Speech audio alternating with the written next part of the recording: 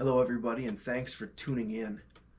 Today's video, we're going to be taking a look at this beautiful pair of Wurlitzer Spectra-Tone cabinets that I picked up from Dave's guitar shop a few weeks ago.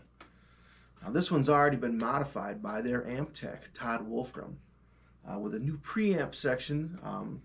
It's been modified to use some more easy to find tubes, and uses just a 1/4-inch jack now, so much easier to use than the original Wurlitzer 9-pin system.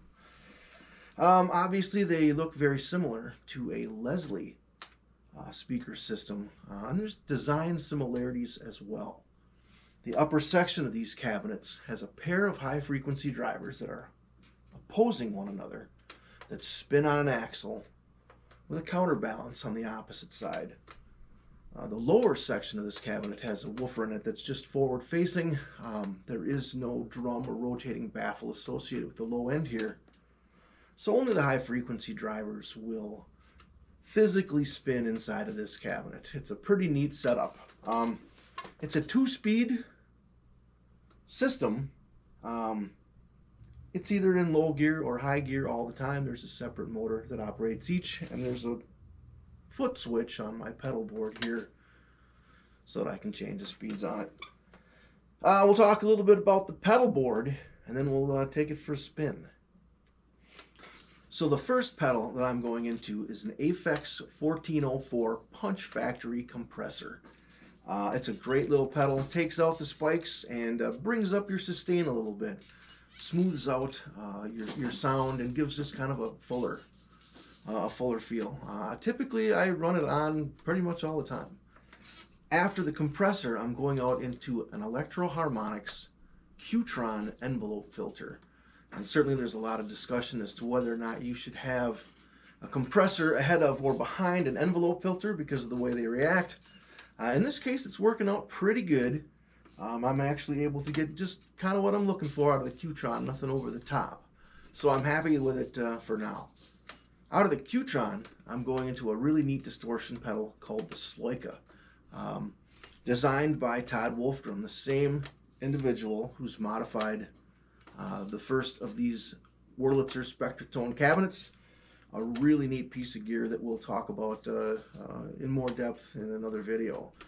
Out of the Sloika distortion pedal, we're going into a Boss DS1, real standard pedal. The two of them I'm asking to do quite different things, but they're playing really well together. I'll likely be engaging the Sloika for most of the demo, and then just applying the DS1 a little extra high end with the DS1 sparingly throughout this. After the DS1, I'm running the guitar sound into a Vox Time Machine delay, pretty standard delay unit, and from there it runs up into this rack unit into a Yamaha GEP50 unit that I'm just using to put a little reverberation on the sound. So that's the signal chain, and now I'll go ahead and grab a guitar and we'll fire this thing up and let you hear it.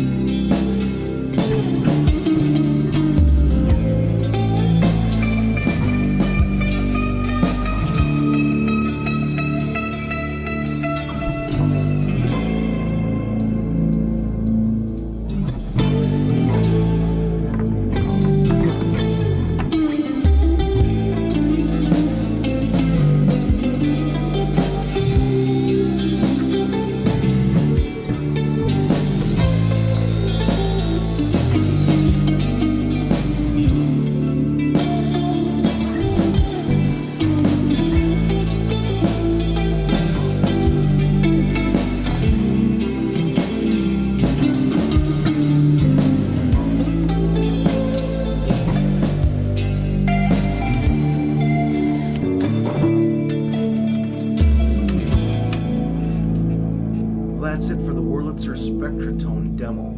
We've got a lot more videos on the way. Feel free to ask questions or leave comments. You can share with your friends and subscribe to the channel if you like. Thanks again for tuning in.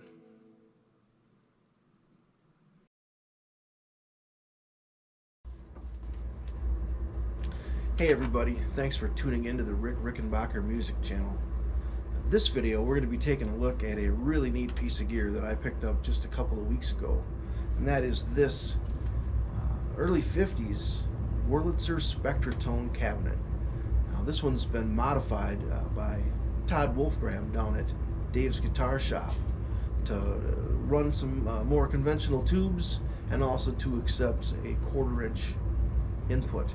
So a really neat piece of gear. The Wurlitzer Spectra-Tone 420A is similar to a Leslie, not just in the way that it looks, but it has a horn on the upper section of the cabinet that spins. The high frequency drivers are paired facing away from each other, and they spin on a centrifuge with a counterbalance on the opposite side.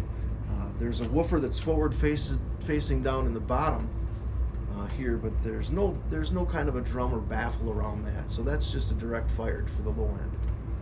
We'll go ahead and talk a little bit about the pedal board. Well, the first thing that I've got going here is the Aphex model 1404 Punch Factory. It's an optical compressor. I like that. It smooths things out. It fills in kind of the smaller spots where audio gets a little bit weak. I just like that it just makes everything sound a little more full to me. From there, I'm going into a Q-Tron envelope filter, and there's quite a bit of discussion as to whether you put a compressor before or after an envelope filter. This is how I've got things set up for right now. It's taken off kind of the big spikes and holy shit, man.